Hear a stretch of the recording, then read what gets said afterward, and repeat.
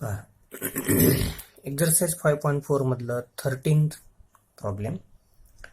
दोनच प्रॉब्लेम राहिले, 13 आणि 14. Prove that by vector method sine of alpha plus beta is equal to sine alpha cos beta plus cos alpha sine beta. हा आपला formula आहे sign of A plus बीचा, फक्त alpha beta तिथे घेतलेले. तो फॉर्म्युला वेक्टर मेथडनं आपल्याला prove करायचा आहे. त्यासाठी ही एक फिगर आहे पहा, एक्स ॲक्सिस आहे, हा वाय ॲक्सिस आहे, हा ओपी आहे आणि हा ओक्यू रे आहे. ओपी ने एक्स ॲक्सिस पॉझिटिव्ह डायरेक्शन मधला जो काही अँगल आहे तो मायनस अल्फा झाला, अशा असल्यामुळे निगेटिव्ह झाला ना, सॉरी. आणि हा पॉझिटिव्ह डायरेक्शन मधला ओक्यूनं जे एक्स ॲक्सिस अँगल केलेला तो आहे बीटा, ते आपण कन्सिडर केलेले. हा ए आणि हा एक बी पॉइंट आहे. ओ ए आणि ओ बी त्या जी लेंथ आहेत त्यांना आपण 1 युनिट असं कन्सिडर केले. मी हे एक असं परपेंडिक्युलर टाकलेलं आहे, इथं सी हा पॉइंट घेतलेला आहे. पहा, let angle X O P and angle X O Q are in standard position. Standard position म्हणजे ह्या त्यांचा जो बिंदू असतो हा ओरिजिन असतो. Therefore, measure of angle XOP is equal to minus alpha. हा minus alpha आहे XOP.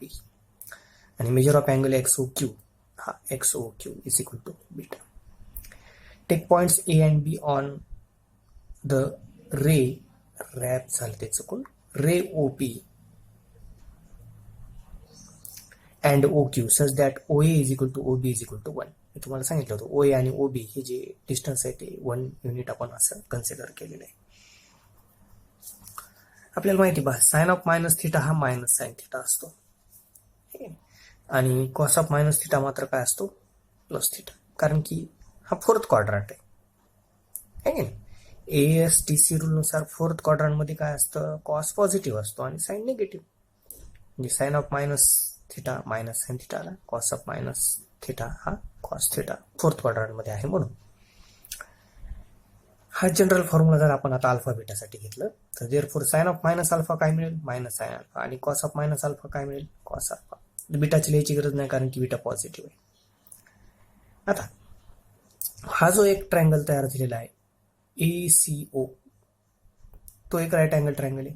त्याच्यामध्ये आपण एक 10वीला ट्रिग्नॉमेट्रीमध्ये एक रेशो घेत होतो पहा साइन थिटासाठीचा, म्हणजे sine of minus alpha front side divided by hypotenuse. यासाठी फ्रंट साइड कोणती आहे, ही आहे पीसी किंवा एसी म्हणा, इथं डिवायडेड बाय काय ओए. पीसी अपॉन ओए ची लेंथ 1 आहे. therefore PC is equal to minus sine alpha.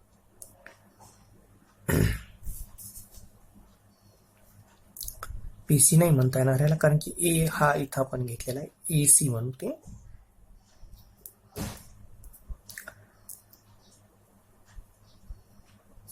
हा एसी अपॉन ओए दॅट इज एसी अपॉन 1, आणि 1 जर इकडे जर घेतला तर एसी इज इक्वल टू काय आला आपल्याला, sine of minus alpha that is minus sine alpha. त्याच पद्धतीने कॉस मायनस अल्फा काय मिळेल, adjacent side divided by hypotenuse. Adjacent side काय आहे, OC divided by hypotenuse OA that is OC upon 1 that is OC is equal to cos of minus alpha म्हणजेच cos alpha. Similarly BC is equal to sine beta येणार याच पद्धतीने पहा. हा BC जसं AC is equal to sign of minus alpha ला होता तसं बीसी इज इक्वल टू काय येणार आहे, साइन बीटा. आणि ओसी इज इक्वल टू काय येणार आहे, कॉस बीटा. जसं OC is equal to cos alpha ला होतं तसं ओसी इज इक्वल टू ह्या इकडच्या ट्रायंगल मध्ये काय मिळेल आपल्याला, कॉस बीटा. मग ए आणि बी जी पॉइंट आहेत, ए आणि बी जे पॉइंट आहेत त्याचे कॉर्डिनेट्स काय मिळतील. ए हा जो काही पॉइंट आहे त्याचा एक्स कॉर्डिनेट म्हणजे ही लेंथ असते ओसीची, ती कॉस अल्फा आहे. वाय कॉर्डिनेट म्हणजे ही लेंथ असते एसीची, ती मायनस साइन अल्फा. त्याच पद्धतीनं बी एचा जो काही कॉर्डिनेट एक्स कॉर्डिनेट मिळेल, ही लेंथ म्हणजे एक्स कॉर्डिनेट आहे ओसी, ती व्हॅल्यू आपल्याजवळ कॉस अल्फा आहे. वाय कॉर्डिनेट म्हणजे ही एसी लेंथ असते, तिची व्हॅल्यू आपल्याजवळ मायनस साइन अल्फा. म्हणजे ए चे जे कॉर्डिनेट्स आहेत ते आपल्याला काय मिळाले, cos alpha minus alpha. Same B चे कॉर्डिनेट्स, एक्स कॉर्डिनेट हा ओसी तो कॉस बीटा मिळेल, वाय कॉर्डिनेट हा बीसी तो sine alpha, sorry sine beta. म्हणजे ए आणि बी चे जे कॉर्डिनेट्स आहेत ते मिळाले आता आपल्याला cos alpha minus sine alpha आणि बी चे कॉस बीटा साइन बीटा. ह्याच्यावरून त्याचा जो व्हेक्टर आहे आपण पोझिशन व्हेक्टर म्हणतो आहे की नाही. तर इथं ए बार बी बार न घेता काय घेतलाय O A bar cos alpha I minus sine alpha जे आणि 0 के, कारण की इथं नाहीच आहे थर्ड क्वार्टर आहे की नाही, झेड कॉर्डिनेट नाही. त्याच पद्धतीने ओबी बार काय मिळेल cos beta I sign beta जे आणि 0 के. ह्या दोघांचा क्रॉस प्रोडक्ट घ्यायचा. क्रॉस प्रोडक्ट माहिती आपल्याला बेसिक वेक्टर आय जे के पहिला रो, सेकंड रो ओएचे जे कॉम्पोनंट आहेत cos alpha minus sine alpha आणि 0. थर्ड रो ओबीचे जे कॉम्पोनंट आहेत ते कॉस बीटा साइन बीटा आणि 0. प्रोडक्ट करून घ्यायचा. पा आय साठी आपण हा कॉलम सोडून देतो, हा 0 म्हणजे 0 मायनस 0 इंटू आय मायनस जे साठी हा कॉलम सोडून देतो, परत 0 इंटू 0 आहे की नाही, म्हणजे 0 मायनस 0 जे प्लस के मात्र शिल्लक राहतो. आता के साठी आपण हा कॉलम सोडून देतो, म्हणजे cos alpha sine beta minus minus या minus minus minus plus sine alpha cos beta into K. त्याला मी फक्त खाली हे 0 सोडून दिले आणि इज इक्वल टू काय लिहिलं मग आता cos alpha sine beta plus sine alpha cos beta into K. आता त्या दोन ओए आणि ओबी बार जे व्हेक्टर आहे त्याच्यातला जो अँगल विचार केला तर ते मायनस अल्फा घेता येणार नाही. तर total angle A O B मोठा, तर तो काय मिळेल आपल्याला अल्फा प्लस बीटा मिळेल. हे पहा ए ओ बी हा टोटल अँगल एवढा जर कन्सिडर केला तर अल्फा प्लस काय मिळेल तो बीटा. तेच लिहिले पहा the angle between O A bar and OB bar is alpha plus beta and O A and OB bar lies in the X Y plane. हे दोघंही एक्स वाय प्लेन मध्ये आहेत. Therefore, a unit vector perpendicular to both OA bar and OB bar is काय असणार आहे.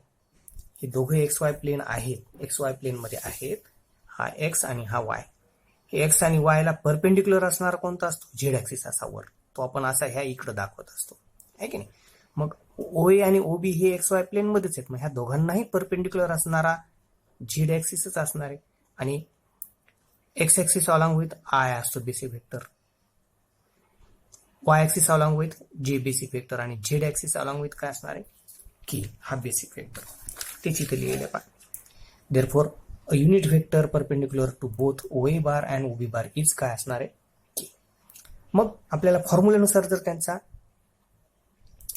Cross product जर घेतला, इथे डॉट झाले चुकून, क्रॉस प्रॉडक्ट काय मिळेल OA bar cross OB bar is equal to magnitude of OA bar into magnitude of OB bar into sine theta into a unit vector perpendicular to both of them.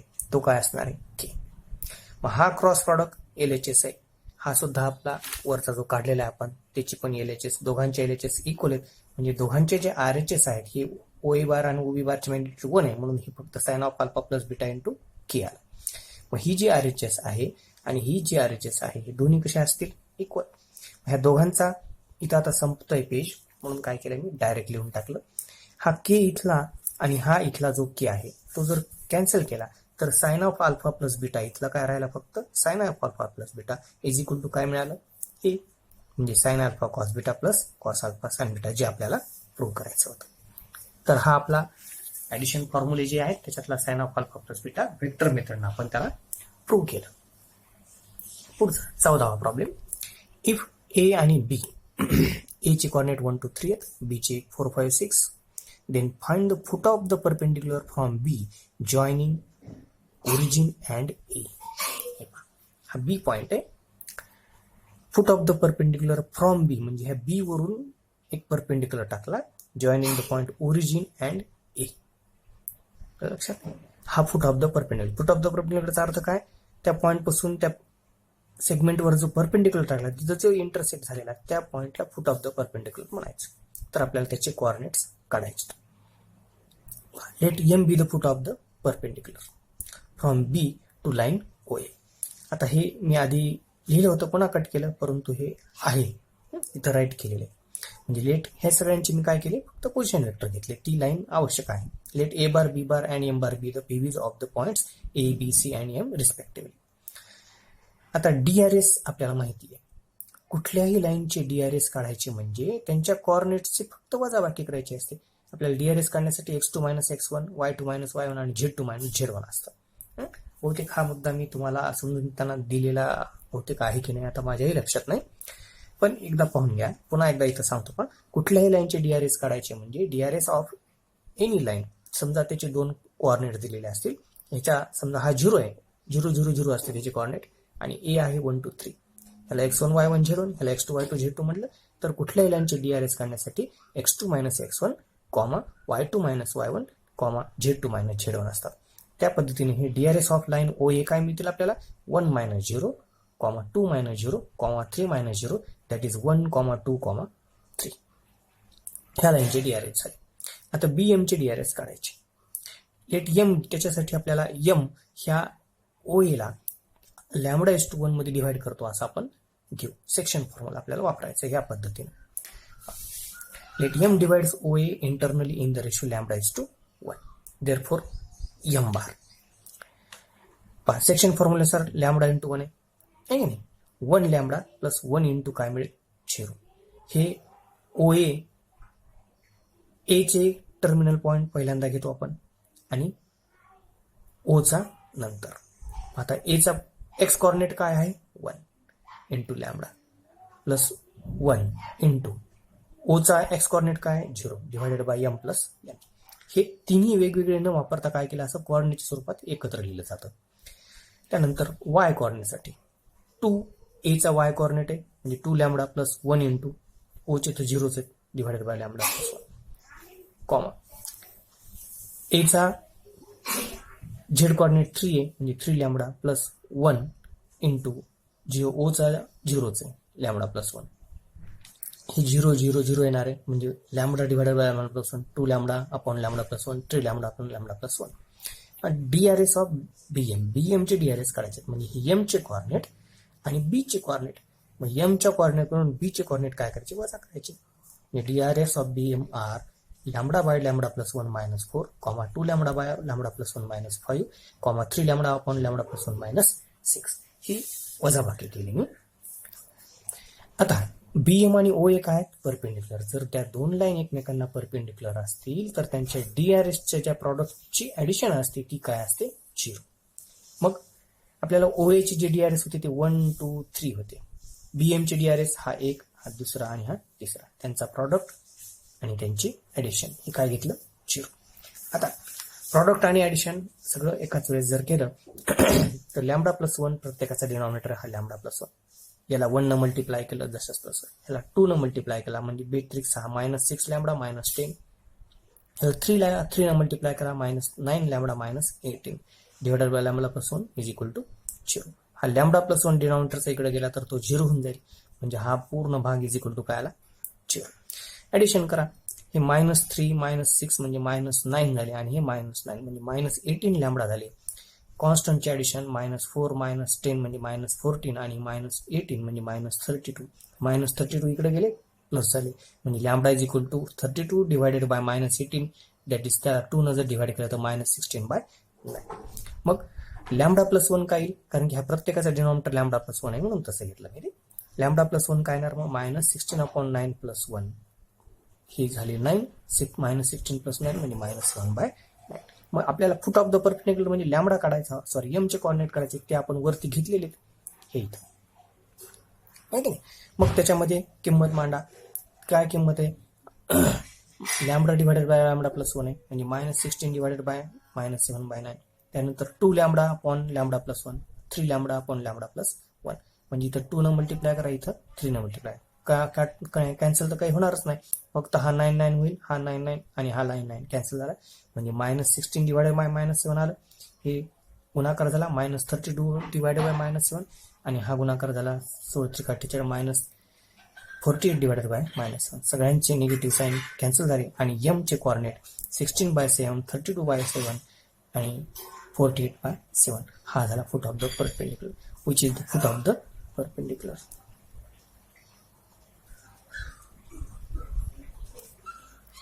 ठीक आहे. Okay, तर ही exercise आपली इथं